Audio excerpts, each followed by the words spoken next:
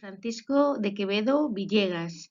Bienvenidos a mi canal de clases de lengua y literatura. Si no te has suscrito, te espero por mi canal y dame un like para que pueda posicionarme. Muchas gracias y os espero. Empezamos.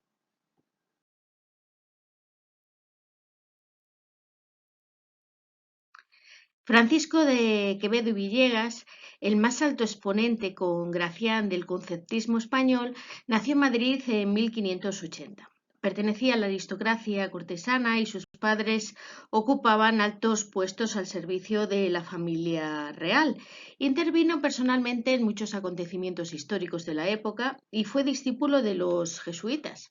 Estudió artes y humanidades en Alcalá y teología en Valladolid.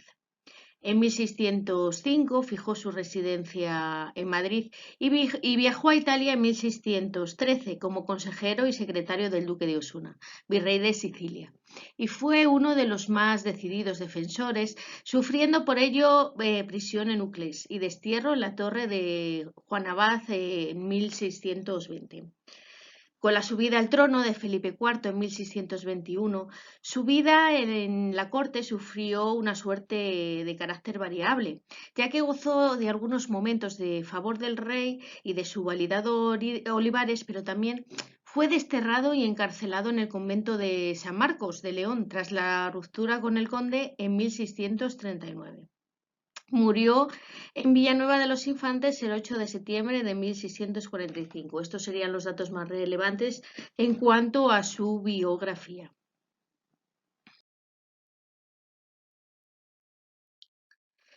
La polifacética obra de Quevedo es inseparable de su intensa personalidad. En lo intelectual fue poseedor de una vastísima cultura y de una enorme creatividad. Hablaba varios idiomas como el francés, el italiano, el portugués, dominaba también el latín, el griego y el hebreo. Leía incluso al tiempo de comer, como indica su biógrafo Pablo Antonio de Tarsia.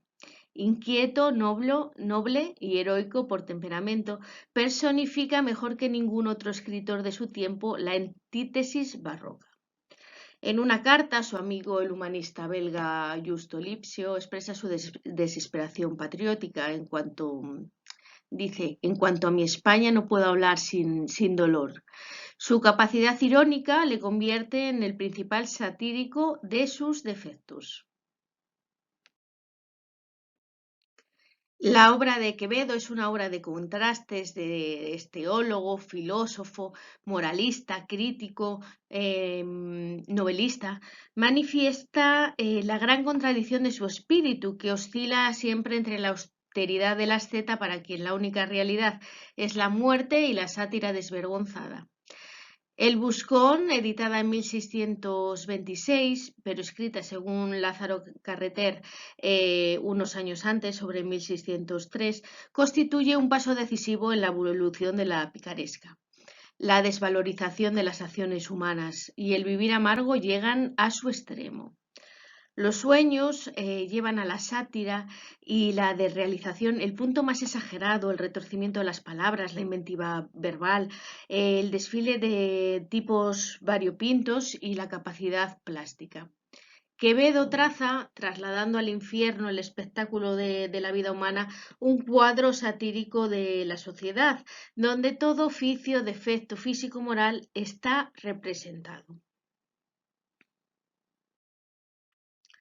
En cuanto a su obra poética, diremos que la poesía de Quevedo, como el barroco presenta un profundo contraste, una poesía que trata de los temas que afectan a la existencia humana, y otra festiva, jocosa y satírica, en la que Quevedo se burla de todo.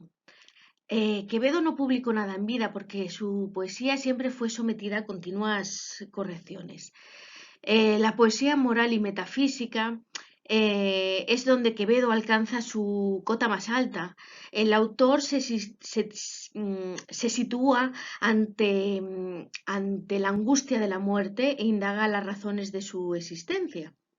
Esta visión anticipada de la muerte se plasma en presentes sucesiones de difunto vividas en una breve jornada. El hombre debe aceptar la muerte inexorable, viviendo con dignidad. Quevedo es también autor de medio centenar de poemas de carácter religioso que muestran el intenso conocimiento de la teología y de los elementos bíblicos.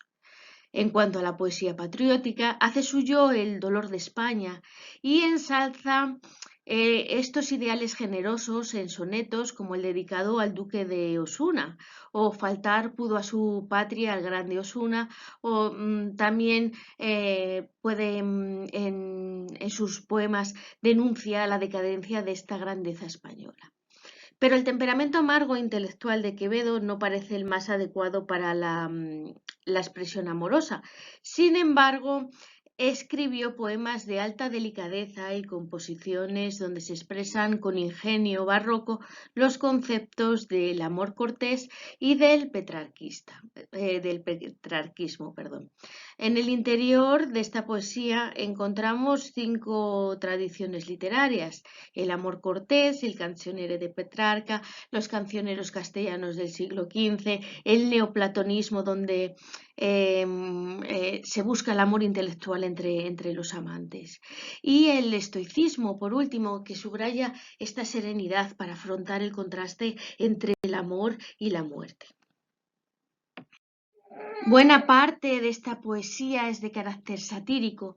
En general obedece a una actitud crítica que trata de mostrar el vacío interior, la falta de virtud o la dignidad de realidades y personajes a través de ese desenmascaramiento de su sátira interior. Los objetos descritos desde esta prima se convierten en seres distintos de sí mismos, donde se reformulan y alcanzan un significado contrario al que tenían antes de entrar en la atmósfera satírica. Por lo cual podemos decir que esta poesía de tono festivo, jocoso y burlesco se divide en 3 partes: una satírica general, la otra burlesca, la otra de tono satírico personal. La vida del buscón llamado Don Pablos se imprimió por primera vez en 1626, pero Quevedo debió escribirla bastante antes. Tuvo gran éxito y todavía en vida de su autor conoció sucesivas ediciones, aunque todas fueron publicadas fuera de Castilla, probablemente porque no deseaba tener problemas con la Inquisición o con algunos poderosos a la que la obra pudiera molestar. Con el buscón, Quevedo prueba su pluma dentro del género de la novela picaresca, modificando a su antojo los patrones genéricos de sus modelos y acaba escribiendo un texto muy original.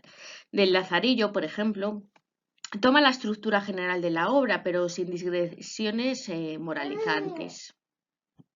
También es notable la influencia del Guzmán de Alfarache, pero claro está que Quevedo no es un mediocre imitador de las novelas precedentes.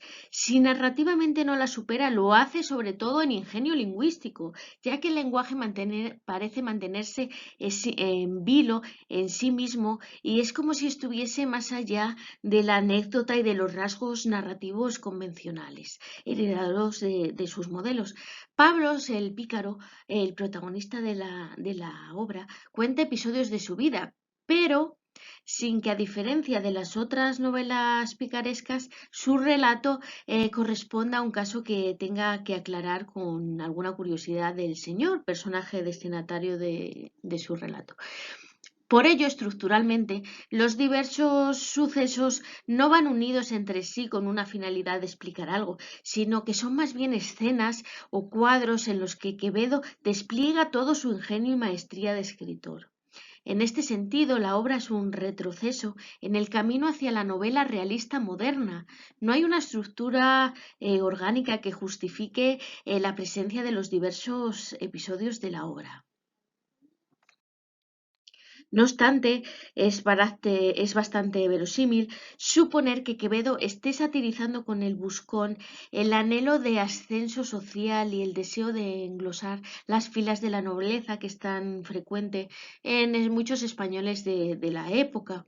No en vano, el protagonista es hijo de un ladrón y de una bruja y confiesa el deseo desde el arranque mismo de la novela pero sus pretensiones eran infructuosas. Intenta justificarse también el autor poniendo en boca palabras que muestran su bajeza y falsedad, y que en muchas ocasiones no es el pícaro el que habla, sino es un noble rico que ridiculiza a un pícaro. Así, el protagonista de esta manera siempre está castigado cuando trata de hacerse rico o hacerse pasar por un noble, en un abierto contraste con la ausencia de castigo, como en el caso tan grave, perdón, como la muerte de dos corchetes en el último episodio de la obra.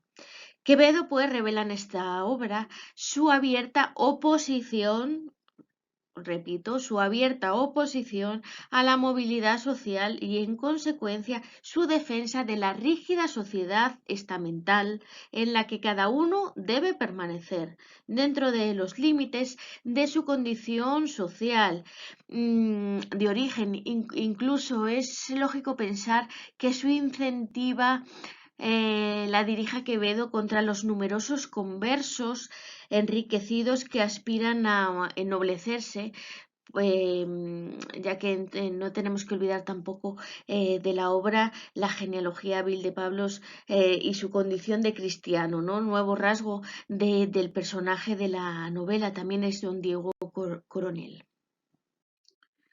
Tampoco puede apreciarse una evolución en el diseño del personaje, al modo en que la advertíamos en el Lázaro de Tormes.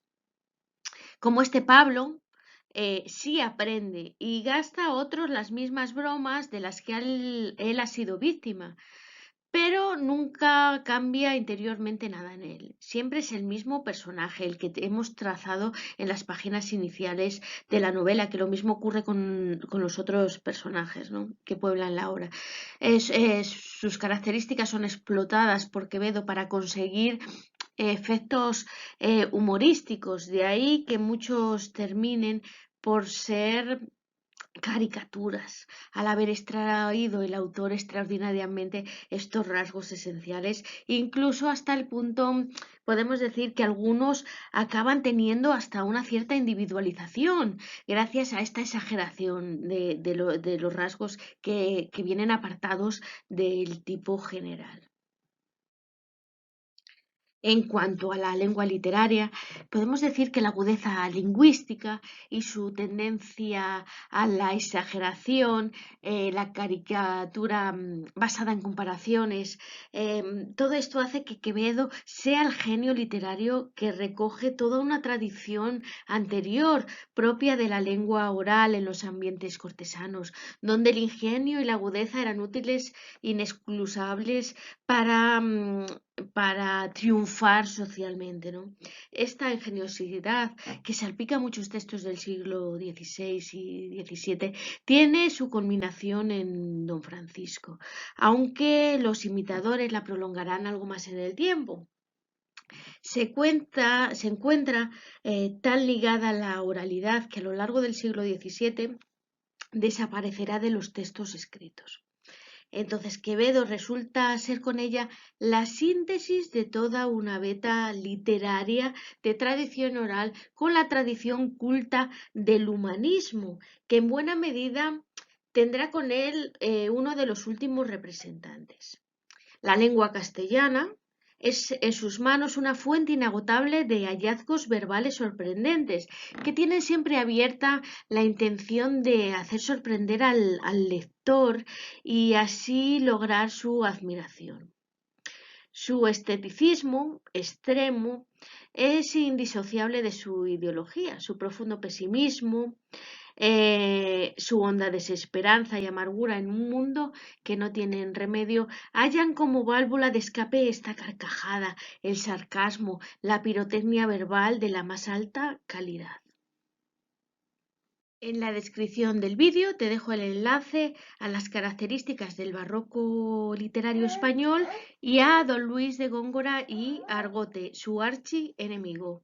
Un saludo y hasta pronto. No olvides darme un like.